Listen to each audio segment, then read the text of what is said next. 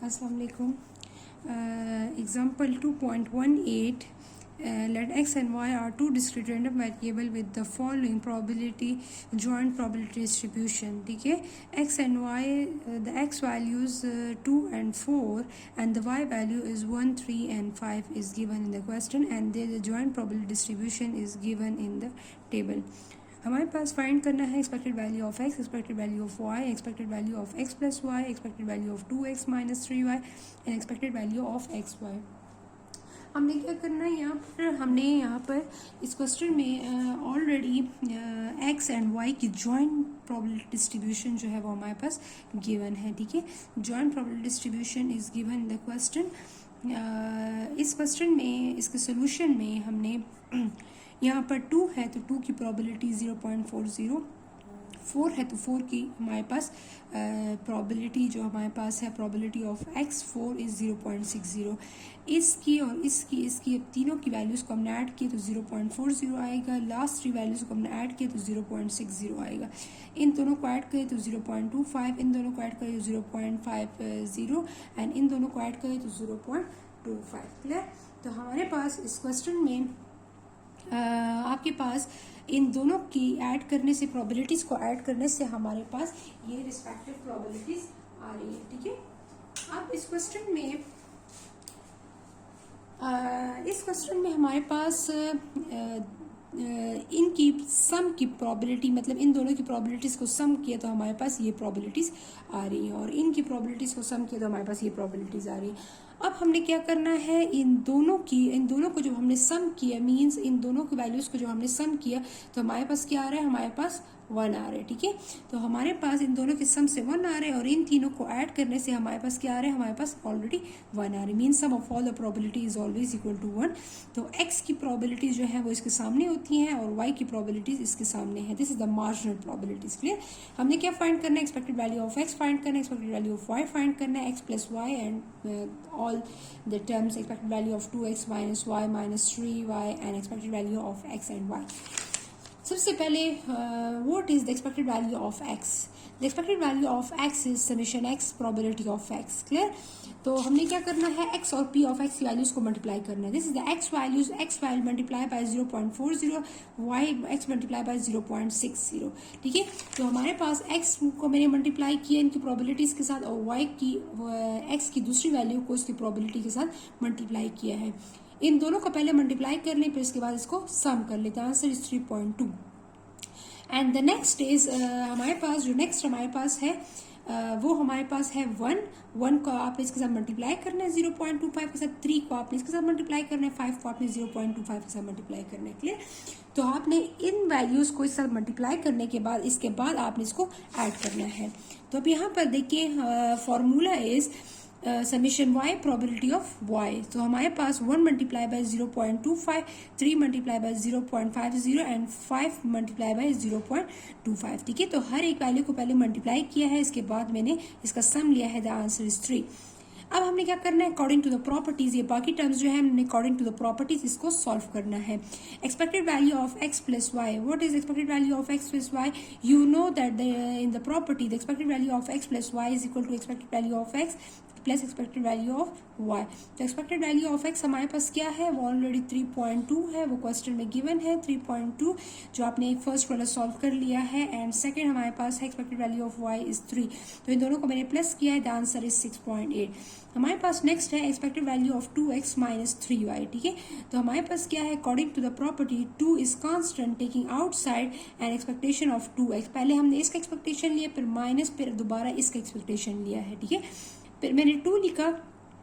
2 is taking outside expectation of x, 3 is taking outside expectation of y. तो 2 expectation of x is 3.2 and expectation of y is 3. तो इसको मैंने multiply किया, इसको मैंने multiply किया, इसको माइनस किया. The answer is 2.6. Now x and y are independent. The last is expected value of x y is equal to expected value of x multiplied by expected value of y. तो expected value of x and y हमारे क्या आएगा, हमारे पास expected value of x का result जो हमारे पास है वो 3.2 है, expected वैल्यू ऑफ y का रिजल्ट 3 है. तो इन दोनों को मल्टीप्लाई किया है. ये सारा मैंने प्रॉपर्टी से सॉल्व किया है. तो हमारे पास प्रॉपर्टीज अगर आपको याद हो तो ये इजीली सॉल्व हो सकता है. नेक्स्ट हमारे पास है वेरिएंस ऑफ द सम और difference of the two independent variable. हमारे पास क्या है, हमारे पास अगर x और y इंडिपेंडेंट वेरिएबल हो तो हमारे पास variance of x plus Y क्या होगा, ठीक है, expected value of x plus Y minus expected value of x plus Y whole square.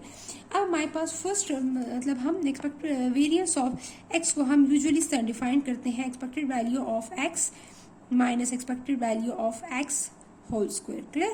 So this is the property, this is the by definition, this is the variance of x. The variance of x is expected value of x minus expected value of x का whole square. So हमने क्या करना है, यहाँ पर x plus y है तो x की जगह तो हमने यहाँ पर x की जगह x plus y और यहाँ पे भी हमने x plus y लिख लिया है, ठीक है। अब हमने क्या किया है, माइनस एक्सपेक्टेशन ऑफ x फिर plus minus minus expectation of y, इनका होल स्क्वायर है सबका। अब x एक्सपेक्टेशन ऑफ x को मैंने अलग लिख लिया, फिर प्लस लगा लिया, y एक्सपेक्टेशन ऑफ y को ब्रैकेट के अंदर ही मैंने टू टर्म्स बना लिए हैं and then take the square. What is the वो x minus this the a and this is the b। What is the formula of a plus b whole square? A square plus b square plus 2ab. This is the formula. For example, अगर a दो terms हो और दो terms के ऊपर मतलब अगर आपके पास a plus b whole square हो तो आप उसको किस तरह लिखेंगे, a square plus b square plus 2ab. Clear? तो आप इसको इस तरह लिखेंगे। तो this is the first term square plus second term square plus 2 expected value of this and expected and this multiply by this, ठीक है। तो फर्स्ट टर्म हमारे पास आ गया, हमारे पास यहाँ पर एक्सपेक्टेशन इस पे भी अप्लाई करेंगे। एक्सपेक्टेशन ये वाली एक्सपेक्टेशन जो है ये इन दोनों तीनों पे अलग अलग अप्लाई करें, पहले इस पे अप्लाई करें फिर इस पे टर्म पे अप्लाई करें। तो इस पे अप्लाई किया फिर इस टर्म पे अप्लाई किया फिर दोबारा इस टर्म पे हमने अप्लाई कर लिया। What is this? This is the covariance term, इसको हम बोलते हैं कोवेरियंस। एक्सपेक्टेड जब हमारे पास दो टर्म्स आपस में मल्टीप्लाई हो रहे हो उसका हम एक्सपेक्टेशन ले रही हूँ तो ये हमारे पास क्या कहलाता है, ये covariance of X and covariance of Y. हमारे पास covariance of X and Y. What is covariance? Covariance is the relation between two variables, ठीक है, हमारे पास रिलेशनशिप को शो करता है टू वेरिएबल्स के दरमियान।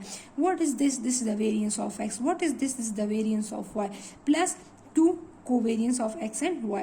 When x and y are independent, then covariance of x y is equal to 0. अगर x और y independent हो तो इनके दरमियान में कोई भी रिलेशनशिप नहीं होगा तो कोवेरियंस टर्म जो है वो 0 हो जाएगी। तो variance of x plus y किसके इक्वल आएगा, variance of x and variance of y। अगर हमारे पास variance of x minus Y भी हो तब भी हम यहाँ पर फॉर्मूले में हम a square plus B square minus 2ab, यहाँ फॉर्मूले पे माइनस आता है तो यहाँ पर माइनस आएगा तो ये टर्म तो x एंड y इंडिपेंडेंट होगा तो ये टर्म 0 हो जाएगी। तो ये टर्म ऑटोमेटिकली फिर भी हमारे पास क्या होगा, variance of x plus variance of y ही आएगा। मीन यहाँ पर माइनस लगाने से यहाँ पर माइनस नहीं आता बल्कि -2 आता है जो कि कैंसिल हो जाता है, तो इसलिए ये टर्म जो है वैनिश हो जाती है। तो रिमेनिंग इज दिस। अगर प्लस हो या माइनस हो तो सिमिलरली आपके पास ये दोनों टर्म इस तरह आएंगे। अब इसमें एग्जाम्पल है, हम सॉल्व करते हैं। Consider the following joint probability distribution of the two independent random variable x and y. The x value 0 and 1 and the y value is 0, 1 and 2. This probabilities is given. Find the variance of x, variance of y and variance of x plus y, variance of x minus y. जब variance of x and variance of y हम find कर लेंगे तो फिर according to the property the variance of x plus y और variance of x minus y जो है वो हमारे पास individual इनका variance और इसका sum के equal होता है, ठीक है। तो वो according to the प्रॉपर्टीज हम सॉल्व कर सकते हैं। अब इस टेबल को आप देखिए, इस टेबल को मैंने बनाया है, x एंड y की वैल्यूज हमारे पास है, इनको सम किया है, इनको सम किया, इनको सम किया है और इनको और इसको सम किया है, ठीक है। तो sum of all the probability is always equal to 1।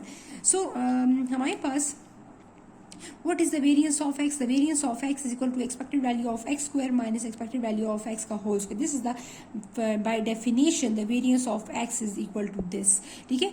what is the variance of x? variance of x क्या है, summation x p of x है हमारे पास, तो 0। what is variance of x? what is x value? 0 and multiply by 0.40, 1 multiply by 0.60, ठीक है। तो इसको मैंने मल्टीप्लाई किया तो 0 से 0 यही आ गए, बाकी रिमेनिंग इससे मल्टीप्लाई करने से 0.60। And the next term is expected value of X square, इसको फाइंड करेंगे। तो first take the square of X and then multiply by probability of X. What is the square of X? 0 square and 1 square means 0 square and 1 square. The 0 square is equal to 0 and 0 multiply by है 0.40 equal to 0 and 1 का square लेंगे और फिर 0.6, the answer is 0.60। अब हमने क्या करना है, इन दोनों रिजल्ट को हमें फॉर्मूले में पुट करना है। 0.60 माइनस 0.60 का हमने क्या करना है, स्क्वायर लेना है, ठीक है। तो 0.60 माइनस 0.60 का स्क्वायर लिया, फिर 0.60 से 0.36 को मैंने 0.60 का स्क्वायर लेती हैं तो वो 0.36 आता है, इसको इससे माइनस किया, the answer is 0.24। The variance can never be negative, तो आपने इस बात का ख्याल रखना है कि आपके पास आंसर कहीं नेगेटिव तो नहीं आ रहा, ठीक है। अब हमने क्या फाइंड करना है, variance of Y. According to the question हमने वेरियंस ऑफ वाई फाइंड करना है। What is the variance of y? The expected value of y square minus expected value of y का whole square, ठीक है। First हमने expected value of y find करना है, फिर इसका expected value of y square find करना है। expected value of y क्या है, summation y, probability of y।